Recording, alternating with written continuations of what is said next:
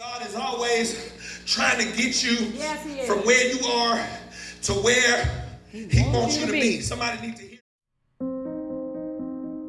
And sometimes you comfortable and you staying where you have always been because it's comfortable and that's all you know. And God has to do some things to get you from where you are to where He wants you to be. When we see the disciples in the Gospels, we see the disciples arguing over immature stuff. Who's going to be the greatest? We see the disciples fussing about simple stuff that God don't really care about. And over time, you start to see that He was trying to get them to grow and to come out. He calls them out of and into.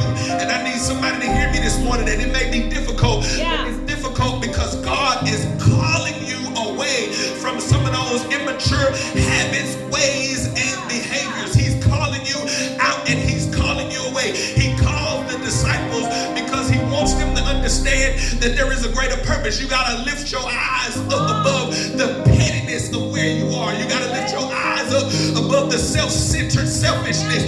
You got to raise your level of maturity. And I believe that that becomes the work of God. And Paul says it this way: when I was a child, I thought as a child, I spoke as a child, I understood as a child. But when I became a man, I put away those childish things. And I believe that God is calling you away from some childish things, that God had to get the disciples to put away the childish things. And I want somebody to hear me.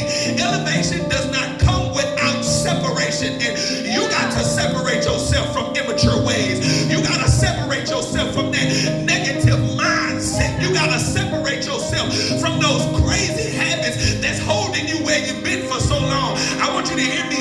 Elevation does not come without separation. You got to be able to put away those some childish things. He calls the disciples out of their immaturity. He's calling you away from the present into